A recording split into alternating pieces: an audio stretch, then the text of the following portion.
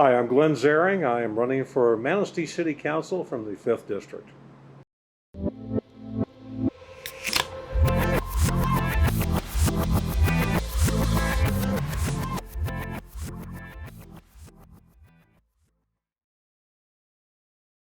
Why don't you just tell me a little bit about yourself? Where you Okay. started, what brings you up to this point, basically, and then we'll Okay. get into the city council stuff. Uh, I'm trying to think how to start that.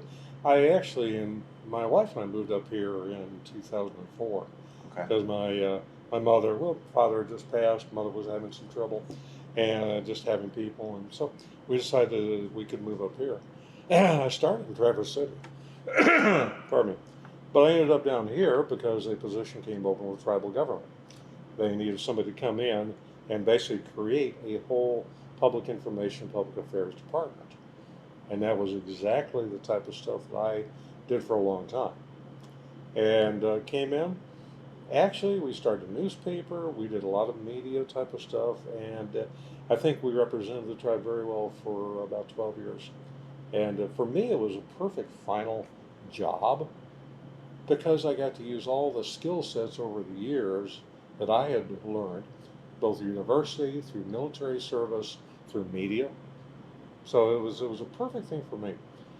But then we got up here, and part of what I was doing for the tribe was a presence issue to make sure that we had tribal representation and participation. Okay. So I end up I was on the hospital board for years, which I must admit was one of the best board experiences I've ever had. We actually had good training for board members so we could be an efficient board. Uh, Chamber of Commerce and, oh heavens, Marina Commission, a lot of different things. I like being involved with my community. Up here, and part of this too, I've also, particularly since I retired, I've been studying planning. How do you plan and get ahead of things? From a tribal aspect, we think in terms of if I have a decision to make, what's it going to affect my children and great children in 7 generations?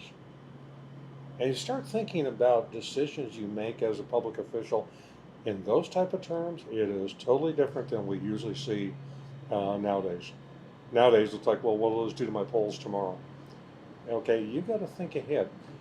I am a citizen planner. I've done a ton of training in that type of thing. What's a citizen planner? Okay, this is a field of study for people who actually learn how to effectively plan things for like a municipality, like a city. So you think about, okay, should we expand housing over here? Should we put a hotel over here? Some of what we're seeing here in Manistee. Right. So what we do is, and they actually you get degrees in this type of thing. Citizen planner like me is an interested party who wants to get trained up so we can hopefully do a little bit of good. Now I'm the vice chair of the county's planning commission, position I really am enjoying, but I'm also the chair of the city's zoning board of appeals. And I'm so proud of that group. We have a full board, very diverse individuals. We are the only quasi-judicial body within city government. We're a court. If somebody doesn't like what we come up with in a hearing, it goes to circuit court. So we have to be very informed about the rules and how things work. Pardon me. But then we have to be fair in reaching decisions that are going to be the best for the city and for that person. Yeah, so we have to think about that stuff. But as a planner, I want to get involved in the city council because I have some skill sets there, which I don't think the other members have. We've got some actually pretty great people on our city council, but I want to bring those type of planning and leadership skills that I have developed over the years, and try and do some good there for the city. I like this town. I want to make it thrive. So, what types of things, other than the citizen planning and this, your experience in planning, are you going to be bringing to the council? I mean, what if when you say something like with working with the tribes and they're looking at 5, 6 generations, I mean that's right. That's a couple hundred years. Oh yeah. So, what are you looking at that kind of planning for Manistee? I want to make sure there is a voice for that type of planning. Again, I'd be one of 7 on council.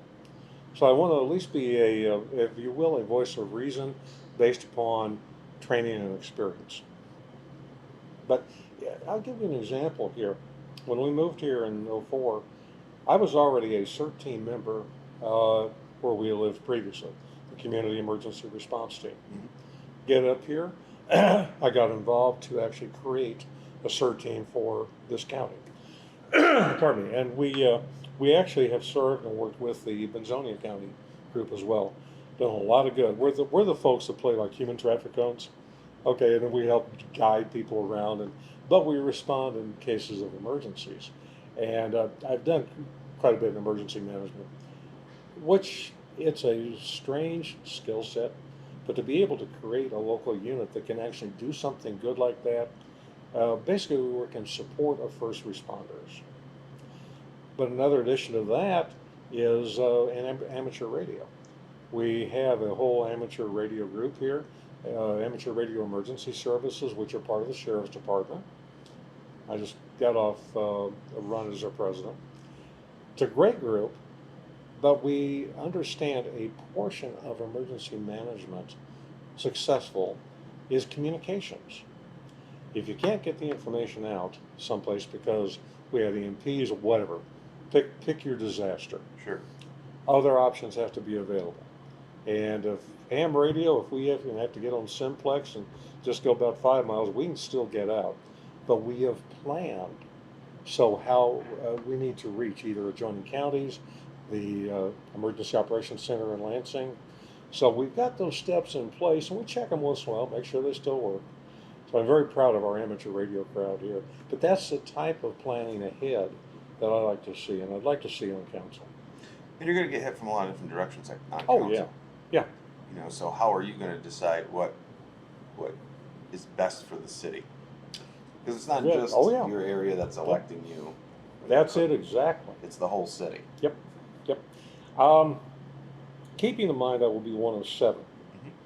What you work for is informing everybody equally, and then having them make judgments from there. But I like to hear from people first. You know, I've got a big golden doodle named Tucker. Well, he and I walk all around the 5th District. We get to talk to people.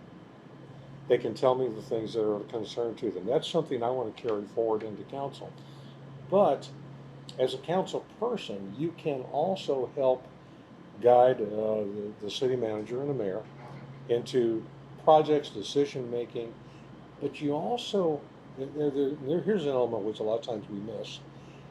You're going to have to learn to say no sometimes in city council, because again, if you actually look at it, there's certain things the city government is supposed to be involved in and some which they don't need to be. And we have tax money coming in from everybody that lives here. We have to spend that effectively and responsibly, again, like you mentioned, for the good of the city. Which rolls us into our very favorite topic about the Jefferson schools. I was going to bring that up, but we could talk about it. Or not. Oh, well, I do. And then this is the topic for the 5th District that everybody wants to know what your opinion is and what your the person you're running against his opinion is. And I think honesty is the best policy on this one. And because you've talked to a number of people. Mr. Pratt has talked to a number of people, and that's the topic. When I see the signs, the yard signs, your signs are right next to, give us the park you promised signs, just like his are. So, go. Now, I will say this: I live in Filer Township. Okay, but that was something that I voted on, and a lot of people voted on. And I guess currently I don't really have an opinion on it, but it's your opinion that matters for the votes. For this one, yep. first, I actually voted for the millage. Mhm. I voted because of some of what I saw was ways to improve our school and our education program. Because we had a number of options were listed if we did the millage. To be honest with you, I didn't really think about the park.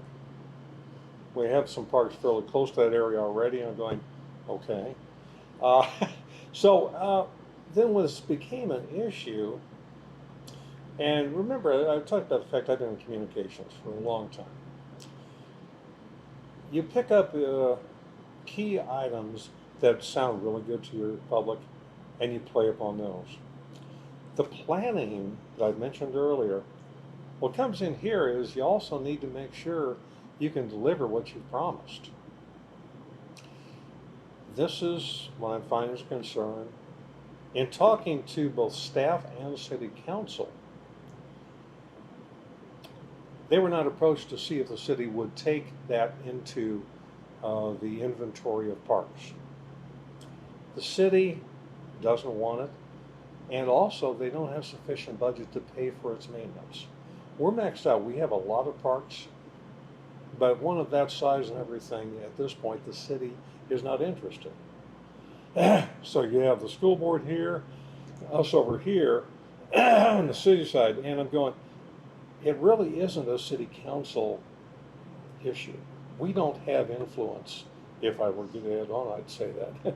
They don't have the influence because it is owned by the school. Right. I don't know what the school's going to do. You know, I don't want to see a situation where we have to raise everybody's taxes from Mousetown to Maxwell Town to the north side to support something that only benefits a certain portion of the city. I have a few other projects in mind which I think would be better for the city overall. If elected, I'll start bringing that stuff up. You're right, we have to think about the entire city and not just portions of it. And that's something that a council person, the way that we're organized, we come in by precinct, but we're elected by the entire electorate. Pardon. But you don't want to talk about the projects that you have in mind for. No, you want to no. wait until you get elected? I mean, I think people would want to know what those projects are if they're True, going to vote for you. true. But at this point, there's nothing I can do about them. What I'm going to suggest is that I'm very much in favor of looking options we haven't done before. There's different things out there. Housing is an example. And, you know, we've looked through planning at the projects for housing and stuff like that. We have to, again, determine what is our need versus what is our want.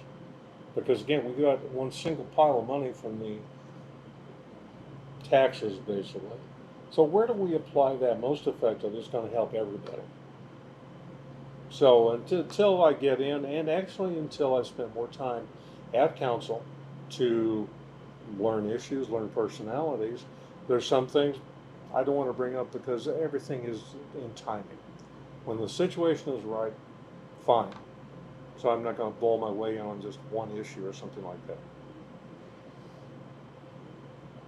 Just like that. Just like that. I mean, I get it. It sounds to me like you're kind of Switzerland on the deal right now.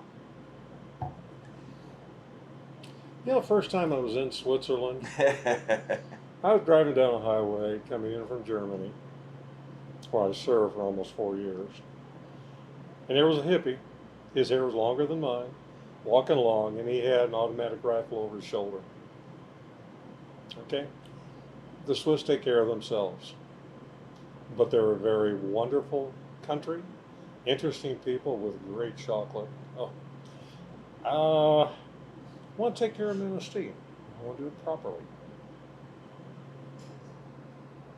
I can get behind that.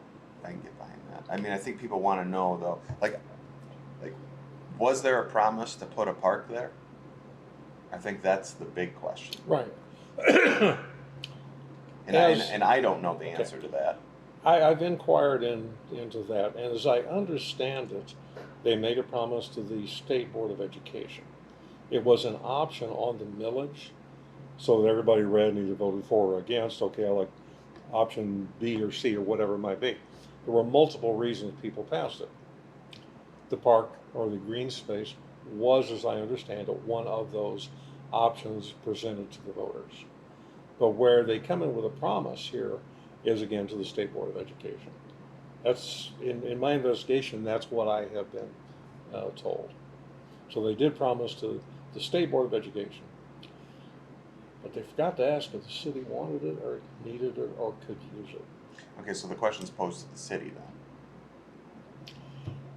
The city had, Because MAPS owns the property. right, All right, so it's up to them what they want to do. totally, with it. totally.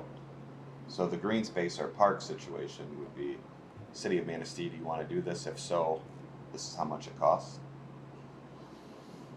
Well, again, that would be an interesting approach because what you're looking at is the maintenance, first the initial design, installation of equipment, this type of thing, which would be on the city. But the long term here, and this is like many of the projects we've become involved with, from the pool to whatever, we've had some wonderful opportunities. People have helped us to get things started. The legacy cost really builds up. Sure. And that's what eats up the margins that we are supposed to have. As an example, we have, I think, a very unfunded mandate in our retirement plan. You know, if people got into that, and I having worked some as PIO with cops, I have a soft spot in my heart there. But if you put your life on the line as a police officer for 30 years to get a pension, I want to make sure you have money there to provide that pension. And we're underfunded right now. Sorry, you're going on tangents here. Hey, well, there's more than one topic than the school park or not having a park or whatever, but that's just the hot topic right now. Yeah, that's kind of what everybody and wants I to talk understand about. it. I understand it. A green space there would look gorgeous. It helped the neighborhood around there, you know, probably with property values, that type of thing. It would really be a nice thing to have. I don't know what the school board's going to do. I have no influence with them, and we'll see. We will see. How would you like to bookend this little chat? Is there anything you'd like to say to finish this out, to kind of gear up people for the upcoming council election? Well, what I'd like to say is that I'm getting into this partially because of the fact my wife served on city council for 2 terms. So I had a very intimate view of what went into the whole thing. Personally, I'm trying to give back to my community. And yeah, I'm an old guy, notice the gray hair.